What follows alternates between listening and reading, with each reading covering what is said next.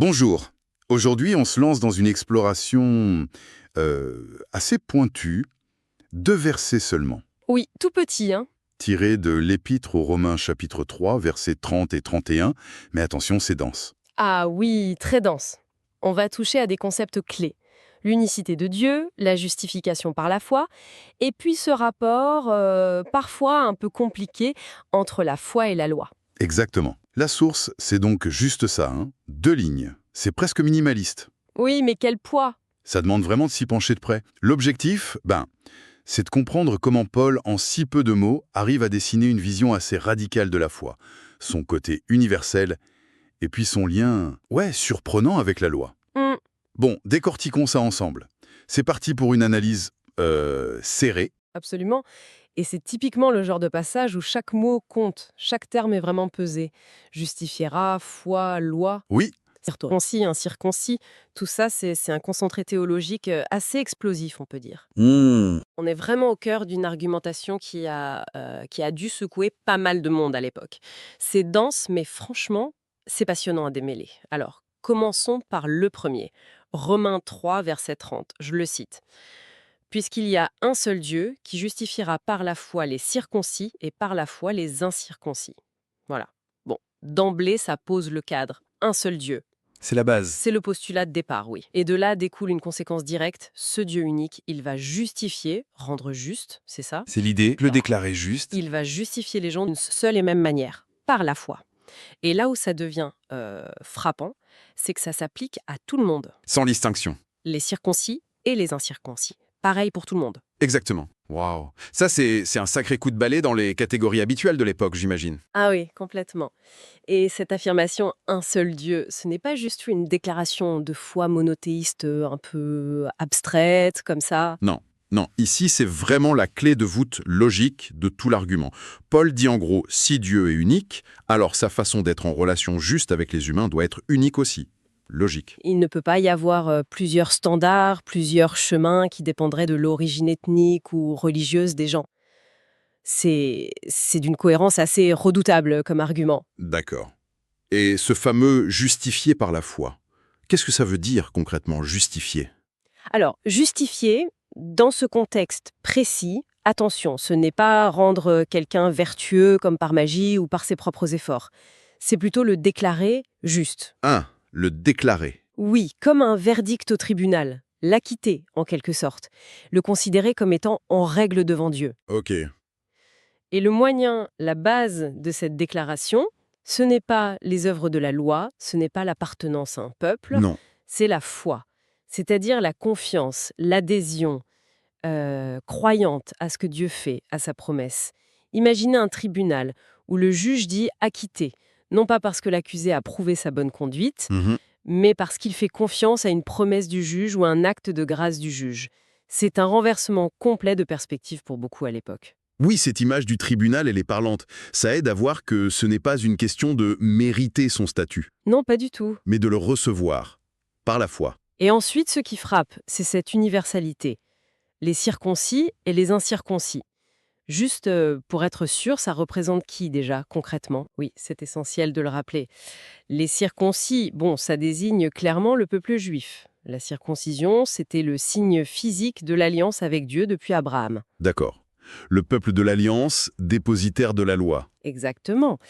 Et les incirconcis, eh bien, ce sont tous les autres, les non-juifs, on les appelait souvent les gentils ou les païens. C'était une distinction absolument fondamentale dans le monde religieux, social de l'époque. Une vraie séparation, ah oui. Et là, Paul arrive et dit, ce Dieu unique justifie les 2 groupes exactement de la même manière. Il insiste bien, par la foi les circoncis et par la foi les incirconcis. Il répète par la foi. Il répète, oui, pour qu'il n'y ait aucune ambiguïté. Il n'y a pas une voie spéciale juif avec un peu de loi et un peu de foi, et une voie spéciale non juif, juste avec la foi. Non, la foi devient le seul critère, le grand dénominateur commun pour être déclaré juste. Waouh. C'est une affirmation d'égalité radicale devant Dieu. Ça devait paraître révolutionnaire, voire scandaleux pour certains. Scandaleux, oui, on imagine bien. Et ça devait bousculer tellement d'idées reçues. sur l'élection d'Israël, sur le rôle de la loi comme marqueur d'identité, comme chemin vers Dieu. Bien sûr. Mettre sur le même plan ceux qui portaient le signe de l'Alliance depuis des siècles et ceux qui étaient vus comme dehors, on imagine les grincements de dents. Est-ce que Paul, est-ce qu'il mesure bien la réaction que ça peut susciter? Oh, je pense qu'il en est parfaitement conscient. En fait, toute l'épître aux Romains essaie d'articuler cette tension entre la fidélité de Dieu envers Israël, son peuple historique, et cette ouverture universelle du salut. D'accord. Et ici, en affirmant cette égalité radicale dans la justification par la foi, il abat un mur de séparation théologique, identitaire, qui était majeur. La foi devient le nouveau principe unificateur. Ce qui définit l'appartenance au peuple de Dieu, ce n'est plus l'ethnie ou le rituel, mais la confiance, l'adhésion personnelle. Ok.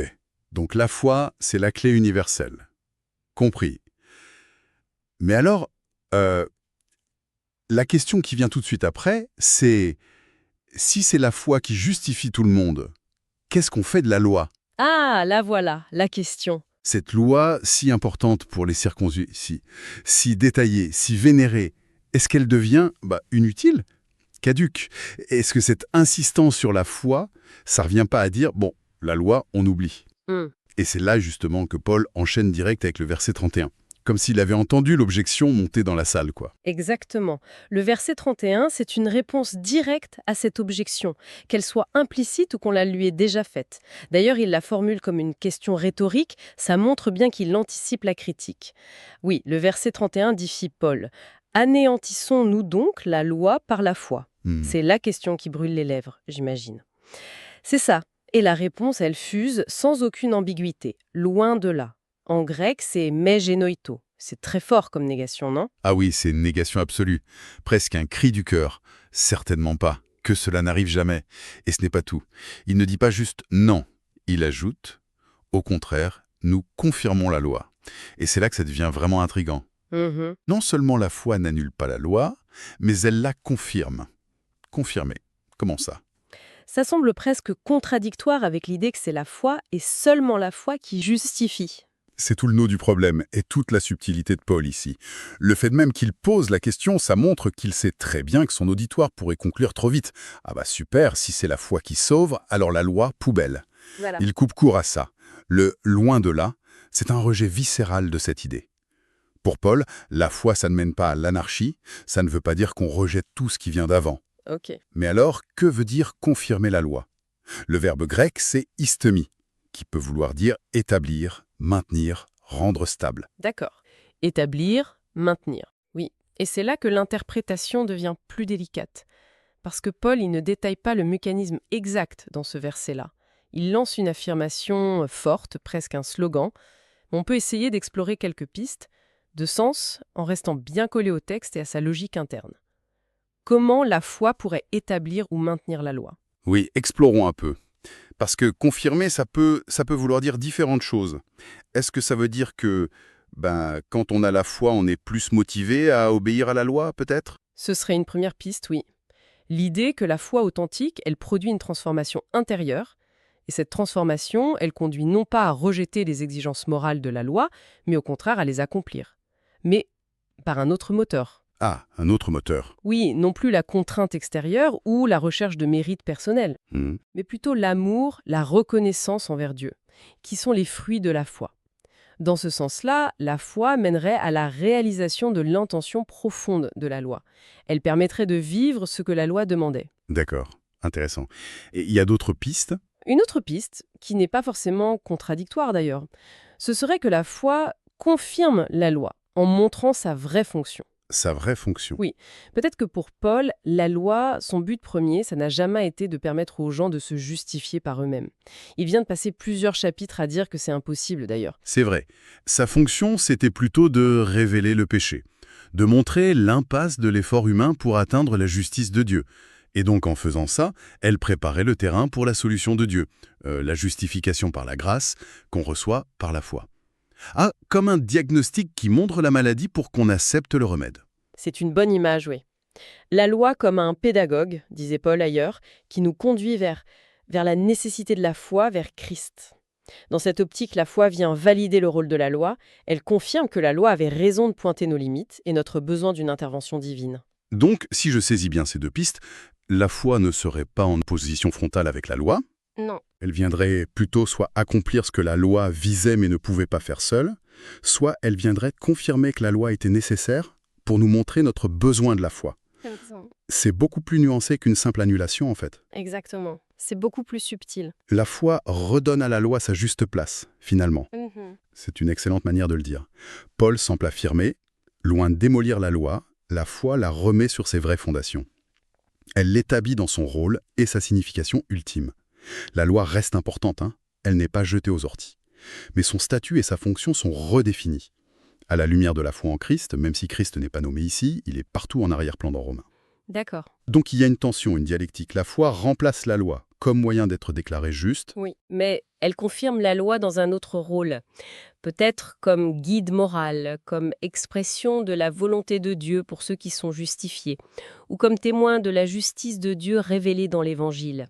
C'est fascinant comme manière de tenir ensemble deux choses qui, à première vue, semblaient devoir s'opposer radicalement. Alors, si on essaie de rassembler tout ça, qu'est-ce qu'on retient de fondamental de ces deux petits versets? C'est quoi le message clé qui en ressort, mis bout à bout? Eh bien, mis bout à bout, ces deux versets, ils sont vraiment une charnière logique et théologique essentielle dans l'argumentation de Paul. Le message clé, on pourrait le résumer en 3 points peut-être. Voyons voir. Un Dieu unique implique une voie unique vers lui. Le monothéisme strict a une conséquence pratique radicale sur la justification. Ok, point 1. La foi est le principe universel de justification. C'est le seul moyen, et il est accessible à tous, juifs et non-juifs, sur un pied d'égalité parfaite. Fini les privilèges basés sur l'ethnie ou les rituels. Point 2. La foi pour tous. Et troisièmement, cette foi ne détruit pas la loi, elle la confirme. Loin d'être opposée à la loi, la foi entretient avec elle une relation positive, même si elle est redéfinie. Elle en révèle le but profond, ou peut-être qu'elle en permet l'accomplissement spirituel.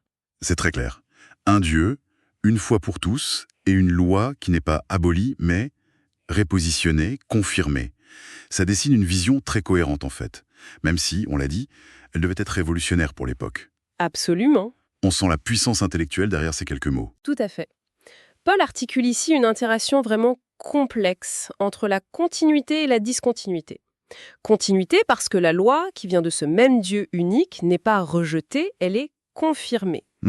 Et discontinuité radicale parce que le moyen d'accès à la justice de Dieu s'est désormais présenté comme étant uniquement la foi, et ce, de manière universelle, ce qui brise les anciennes barrières. C'est cette articulation subtile qui fait toute la richesse et aussi, avouons-le, la complexité de ce passage. Il ne choisit pas entre foi et loi, il redéfinit complètement leur relation. On voit bien comment ces deux versets, même s'ils sont très courts, encapsulent des enjeux énormes sur l'identité, l'inclusion, la relation à Dieu, à la tradition. Bon, pour conclure notre exploration de Romains 3, 30-31, on peut donc retenir cette idée forte. La foi en l'unique Dieu est présentée comme le socle universel pour être juste devant lui. Ça efface les distinctions antérieures entre juifs et non-juifs. C'est ça. Et cette foi, loin d'entrer en conflit et de détruire la loi, elle vient la confirmer. Elle lui donne une place et un sens renouvelé dans ce nouveau cadre. Tout à fait. Et ça nous laisse peut-être avec une question stimulante, une pensée pour prolonger la réflexion qui découle directement de cette affirmation un peu énigmatique du verset 31. Ah oui, si la foi confirme la loi juste après avoir établi au verset 30 que seule la foi justifie, quelle forme prend concrètement cette confirmation ? Comment est-ce qu'un principe comme la confiance, l'adhésion personnelle, la foi, peut établir ou valider un corpus de commandements, de récits, la loi, surtout quand la foi est présentée comme le moyen principal d'être déclaré juste? Bonne question. Paul lance cette affirmation très forte. Nous confirmons la loi. Mais il ne détaille pas le mécanisme ici. Alors, se demander comment cette confirmation peut s'opérer, comment la foi et la loi interagissent positivement dans la vision de Paul, juste à partir de ces indices qu'on a là, ben voilà, c'est une matière à réflexion personnelle, un puzzle intellectuel et spirituel que nous laissent ces deux versets si denses.